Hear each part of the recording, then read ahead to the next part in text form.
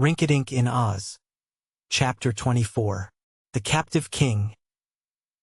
One morning, just as the royal party was finishing breakfast, a servant came running to say that a great fleet of boats was approaching the island from the south.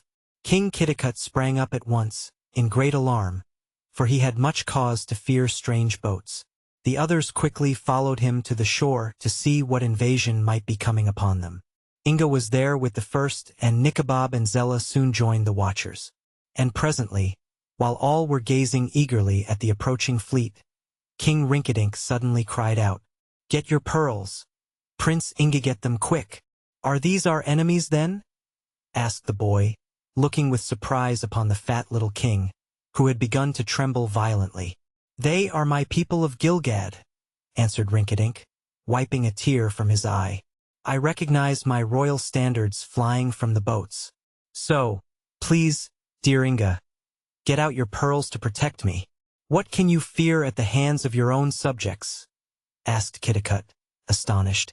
But before his frightened guest could answer the question, Prince Bobo, who was standing beside his friend, gave an amused laugh and said, "You are caught at last, dear Rinkitink. Your people will take you home again and oblige you to reign as king."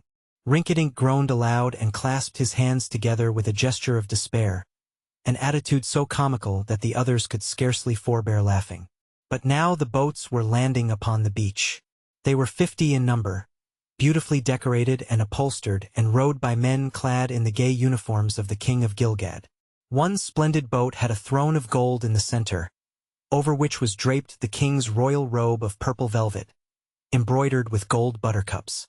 Rinkitink shuddered when he saw this throne. But now a tall man, handsomely dressed, approached and knelt upon the grass before his king, while all the other occupants of the boats shouted joyfully and waved their plumed hats in the air. "Thanks to our good fortune," said the man who kneeled, "we have found your majesty at last." "Pinkerblue," answered Rinkitink sternly, "I must have you hanged, for thus finding me against my will."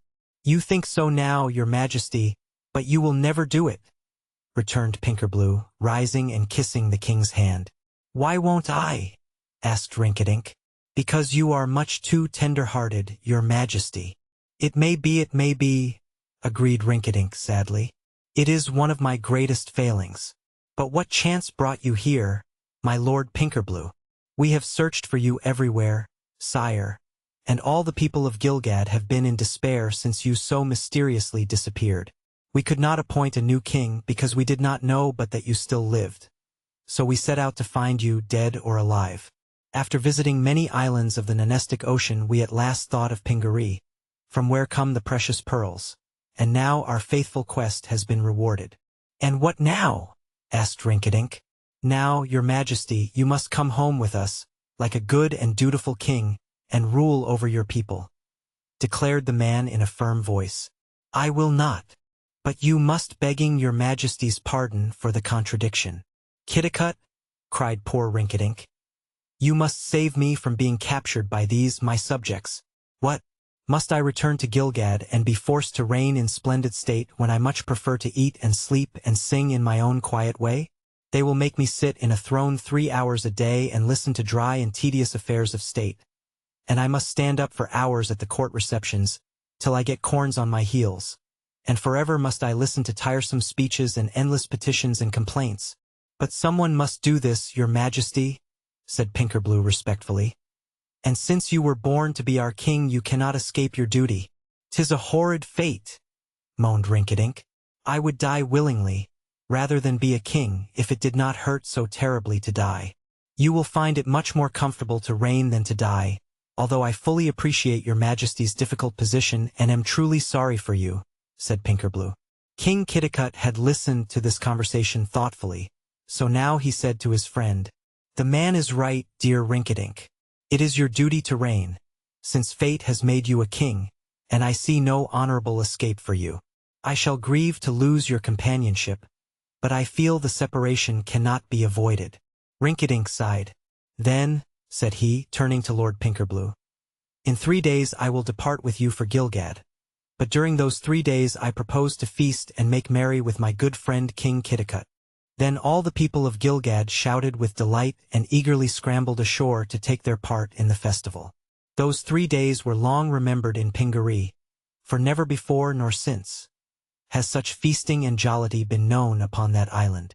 Rinkitink made the most of his time, and everyone laughed and sang with him by day and by night. Then, at last, the hour of parting arrived, and the king of Gilgad and ruler of the dominion of Rinkitink was escorted by a grand procession to his boat and seated upon his golden throne. The rowers of the 50 boats paused, with their glittering oars pointed into the air like gigantic uplifted sabers, while the people of Pingaree, men, women and children, stood upon the shore shouting a royal farewell to the jolly king. Then came a sudden hush while Rinkitink stood up and, with a bow to those assembled to witness his departure, sang the following song, which he had just composed for the occasion. Farewell, dear Isle of Pingaree, the fairest land in all the sea. No living mortals, kings or churls, would scorn to wear thy precious pearls. King Kitticut, 'tis with regret I'm forced to say farewell, and yet abroad no longer can I roam when 50 boats would drag me home. Goodbye, my prince of Pingaree. A noble king sometime you'll be, and long and wisely may you reign and never face a foe again. They cheered him from the shore. They cheered him from the boats. And then all the oars of the 50 boats swept downward with a single motion and dipped their blades into the purple-hued waters of the Nonestic Ocean. As the boats shot swiftly over the ripples of the sea, Rinkitink turned to Prince Bobo, who had decided not to desert his former master and his present friend, and asked anxiously, "How did you like that song, Bobo? Is it a masterpiece, do you think?"